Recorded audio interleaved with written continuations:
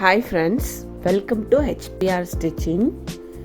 இந்த வீடியோவில் நம்ம சில்க் த்ரெட் ப்ராக்டிஸ் பண்ணுறதுக்கு ஒன் ஆஃப் தி ஸ்டிச்சான இன்னர் ஸ்டிச் எப்படி நம்ம ஸ்டிச் பண்ணலான்னு பார்க்கலாம். அதுக்கு ஒரு ஸ்ட்ரைட்டாக ஒரு லைன் போட்டுக்கோங்க. நம்ம இதில் நார்மலாக எப்போவுமே எடுக்கக்கூடிய 14 நம்பர் நீடில் தான் எடுத்திருக்கோம். 2 த்ரெட் எடுத்துக்கோங்க. எப்போவுமே நம்ம சில்க் த்ரெட் ப்ராக்டிஸ்க்கு டபுள் த்ரெட்டாக தான் யூஸ் பண்ணுவோம். ஸோ சேம் கலரில் டபுள் த்ரெட் எடுத்துக்கோங்க. எடுத்துட்டு எண்டில் இந்த மாதிரி நாட் போட்டுக்கலாம். இனி நாம் எப்போ மாதிரி கீழே நம்ம த்ரெட்டை பிடிச்சிட்டு மேலே நீடிலிருந்து டிப் பண்ணி ஒரு 0.5 சென்டிமீட்டர் கேப்பில் இருக்கிறது மாதிரி ஒரு நீளமான ஒரு லாங்காக செயின் ஸ்டிச் நம்ம போட்டுக்கலாம்.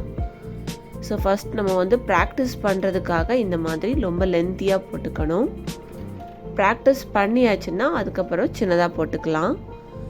ஸோ எல்லாமே ஈக்குவல் டிஸ்டன்ஸில் இருக்கிற மாதிரி பார்த்துக்கோங்க.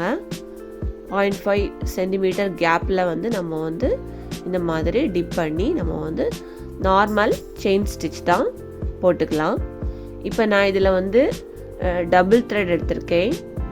இந்த சில்க் த்ரெட் பாருங்கள், இது கொஞ்சம் லோ குவாலிட்டி த்ரெட். அது சைட்லலாம் நூல் பிரிஞ்சிருக்கும். ஸோ நீங்கள் லோ குவாலிட்டி த்ரெட் எடுத்தாலும் இந்த மாதிரி இருக்கும். அதே மாதிரி நம்ம ப்ராக்டிஸ் பண்ணும்போது கொஞ்சம் நீடிலையும் ஊசியும் ரொம்ப டைட்டாக பிடிக்காமல் கொஞ்சம் லூஸாக பிடிச்சி பண்ணணும். இப்போ அடுத்தது இன்னர் ஸ்டிச்சுக்கு இன்னொரு கலர் த்ரெட் எடுத்திருக்கேன். இதுவும் டபுள் த்ரெட்டாகவே எடுத்திருக்கேன். ஸோ ஃபஸ்ட்டு நாம் போட்ட ஸ்டிச்சுக்கு சென்டர் பாயிண்ட்லேருந்து ஸ்டார்ட் பண்ணி அடுத்த ஸ்டிச்சுக்கு சென்டர் பாயிண்ட் வரைக்கும் நம்ம லென்த் இருக்கிறது மாதிரி நார்மல் செயின் ஸ்டிச் தான்.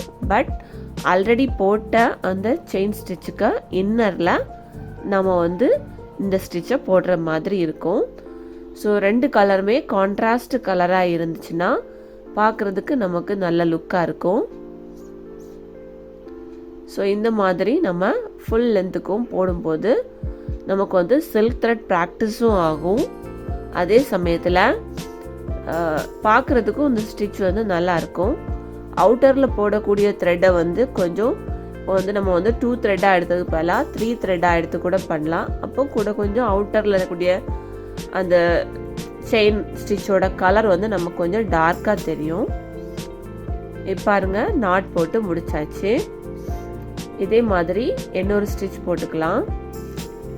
அதுக்கு ஒரு லைன் போட்டிருக்கேன்.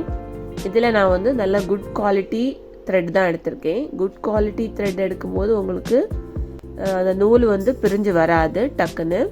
அதே மாதிரி இதில் என்ன பண்ணியிருக்கேன்னா அந்த செயினோட லென்த்தை குறைச்சிருக்கேன். ஃபுல் லென்த்துக்கும் இந்த மாதிரி நாம் செயின் ஸ்டிச் கொடுத்துக்கணும். எல்லாமே ஒரே அளவில் இருக்கிறத மாதிரி பார்த்துக்கணும். நூலை ரொம்ப பிடிச்சி இழுக்கக்கூடாது.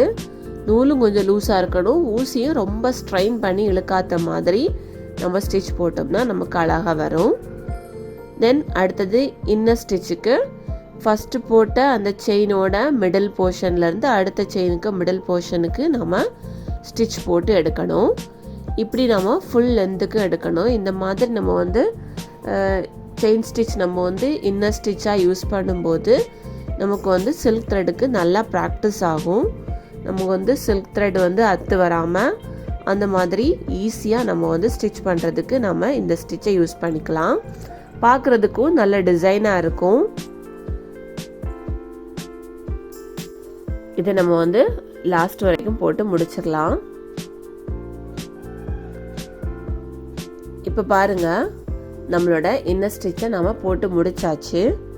இதே நீங்கள் வீட்டில் ப்ராக்டிஸ் பண்ணுங்கள். ப்ராக்டிஸ் பண்ணி உங்களுக்கு ஏதாச்சும் டவுட்ஸ் இருந்ததுன்னா எங்களுக்கு கமெண்ட் பண்ணுங்கள். இந்த வீடியோ பிடிச்சிருந்துன்னா இந்த வீடியோவை லைக் பண்ணுங்கள், ஷேர் பண்ணுங்கள். தேங்க்யூ.